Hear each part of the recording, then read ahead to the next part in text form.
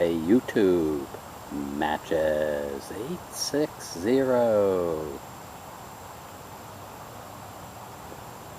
Doing a video response to Kirk Keener, 32. Has a contest for your best drinking story.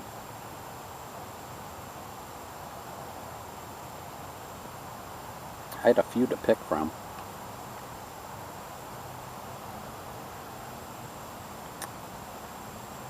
Smoking a boot shocan with gentleman collars.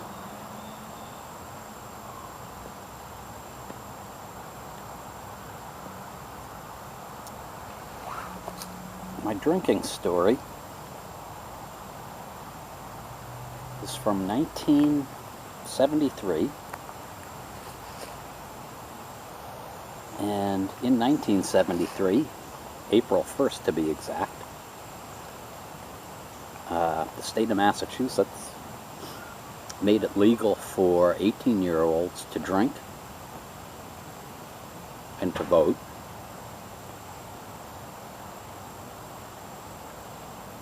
That made life quite exciting.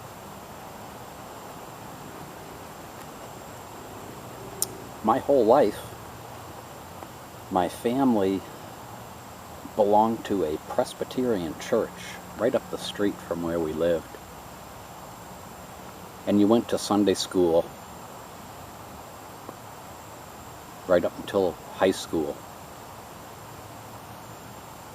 Then you joined the senior high group, which, as I recall, we got together on Sunday nights, and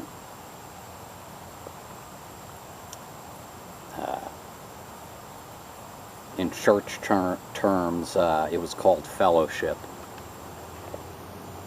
It was horsing around. Well, every year, right about the end of May, beginning of June, there was a big meeting on Cape Cod with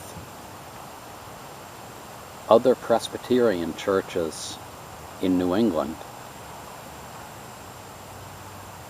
their ministers, and I believe it was 2 senior high delegates. And it was always considered a big thing to be able to go to this. My senior year, I got chosen along with my best friend. He had been the year before, and he told me how great it was. And, you know, for 2 months before, he was getting me all hyped up. So the weekend came. We get down to the conference center and pick up our welcome packets and go back to our little room on the campus. And we're reading through it, and he says, "This is nothing like it was last year." And so we figured we'd go along with it. I guess the biggest problem, as I recall, was the people that were running it. Today you'd call them nerds. Everything they said sounded stupid. So Friday night they did all these exercises with us to get to know each other, and, you know, because it was like, I don't know, 30 or 40 kids from around New England. Saturday was a day filled with various programs that were religious oriented, and Saturday night was free time, and it was suggested that you form study groups and read Bible passages and minister to the needy and all this other stuff.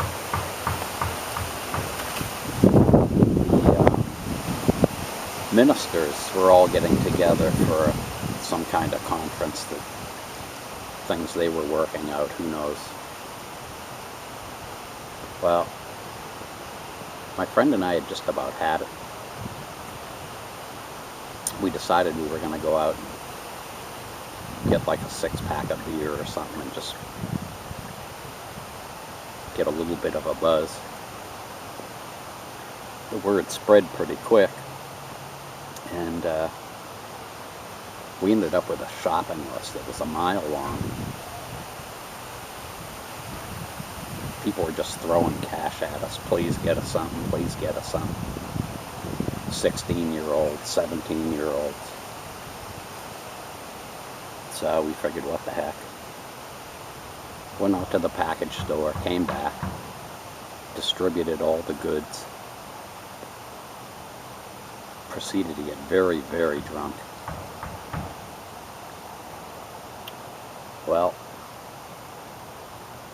people sort of came and went from this one little location that we had set up, and I remember I was rolling around in the bushes with some girl from Connecticut, I think it was, and somebody started calling my name, of course. They said, "You gotta go get your friend. He's on the stairs in the main house." And of course everybody was smashed, and I didn't understand what this guy was saying. He didn't know what he was trying to tell me. Went over to the main building, stumbled into the lobby, and this is where the ministers were all having their big meeting. They were all sitting around this big dining room table. My friend's sitting on the staircase. They had this nice staircase that went up to the next floor, playing the guitar, singing "The Thrill Is Gone." And he was slurring, and I don't know, the ministers kind of looked over like they were just tolerating it. So I went over to my friend. I said, "You got to get out of here, you know." He was, "I don't want to go. The thrill is gone." So I dragged him outside. Well, that was about 9 o'clock. From that point on, it was like a big nightmare. People were cutting themselves. They were falling down, getting bruised and gashed, and several people were throwing up, and it's just awful. So, as I recall, we all stayed up till about 4 in the morning drinking. Things finally settled down. Some of those people that were sick passed out. We did get a little bit of sleep, and we all showed up for breakfast the next morning at 7 o'clock. You never saw such a sorry lot of people. Heads bowed down, bumps on foreheads, blood on clothes, torn clothes. We figured we were all in for it.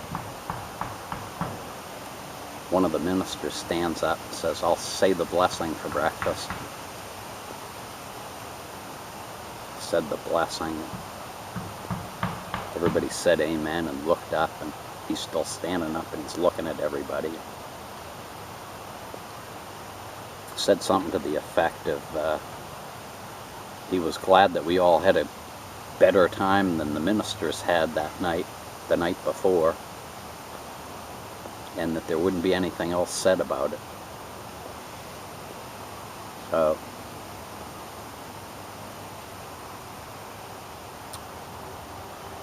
the rest of that day, I think we had some sort of religious service on the beach, and everybody went home with a hangover.